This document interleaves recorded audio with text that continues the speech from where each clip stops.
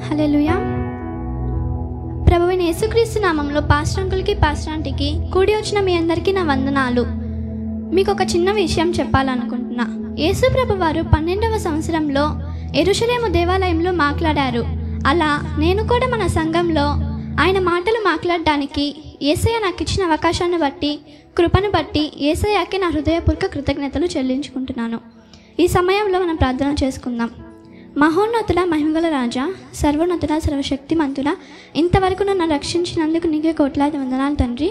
నీవు సిలువలో పలికిన 7 మాటల్లో నేను మొదటి మాట చెప్తుండగా మీ కృపను దయచేయండి యేసయ్య. నీవే కాపాడు అని వేడుకుంటున్నాను యేసయ్య. నీవే రక్షించమని వేడుకుంటూ నాకు ఇట్టి అవకాశం దయచేసినందుకు నీకే హృదయపూర్వక కృతజ్ఞతలు చెల్లించుకుంటూ యేసు నామంలో ప్రార్థిస్తున్నాం తండ్రి, ఆమెన్.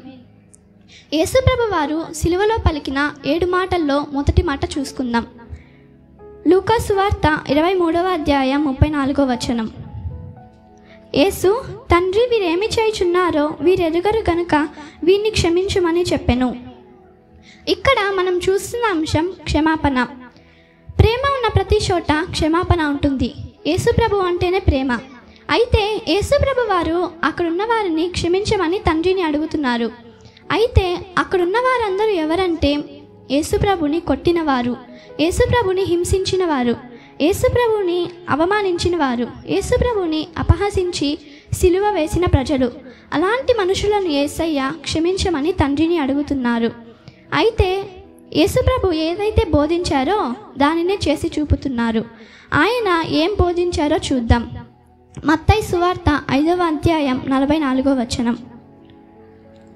నేను మీతో చెప్పున్నదేమనగా మీరు పరలోకమందున్న మీ తండ్రికి కుమారులై ఉండునట్లు మీ శత్రువులను ప్రేమించుడి మిమ్మును హింసించు వారి కొరకు ప్రార్థన చేయుడి. ఇక్కడ యేసు ప్రభు మీ శత్రువులను ప్రేమించుడి, మిమ్మును హింసించు వారి కొరకు ప్రార్థన చేయుడి అని చెప్పారు. కాబట్టి ఫస్ట్ ఆయనే దాన్ని చేసి చూపించారు. ఆయనను హింసించే వారి గురించి యేసయ్య ప్రార్థన చేస్తున్నారు. యేసయ్యను ఎలా హింసించారంటే అనేక రకాలుగా చిత్రహింసలకు గురి చేశారు యేసయ్యని. 39 కొరడ దెబ్బలు ఆయన వీపున దున్నారు, ముఖం మీద ఉమ్మి వేశారు, పిడిగుద్దులు గుద్దారు, ముళ్ళ కిరీటం పెట్టి యూదుల రాజా నీకు శుభం అని పరిశుద్ధులైన దేవుణ్ణి అపహాస్యం చేశారు. మోయలేని సిలువ భారం ఆయన మీద మోపి యెరూషలేము వీధుల వెంట ఆయనను నడిపించారు. ఇలా అనేక రకాలుగా యేసయ్యను హింసించారు.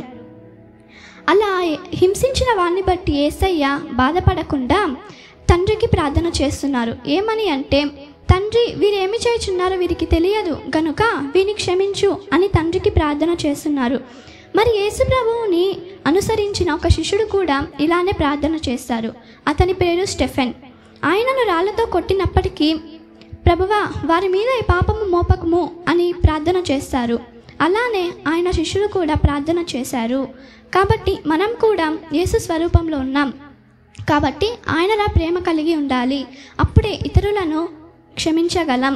కాబట్టి మనల్ని ఎవరైనా బాధ పెడితే వారిని క్షమించమని మనము కూడా తండ్రికి ప్రార్థన చేసేవారంగా ఉండాలి. ఈ చిన్న సందేశాన్ని దేవుడు దీవించునుగాక. ఆమేన్.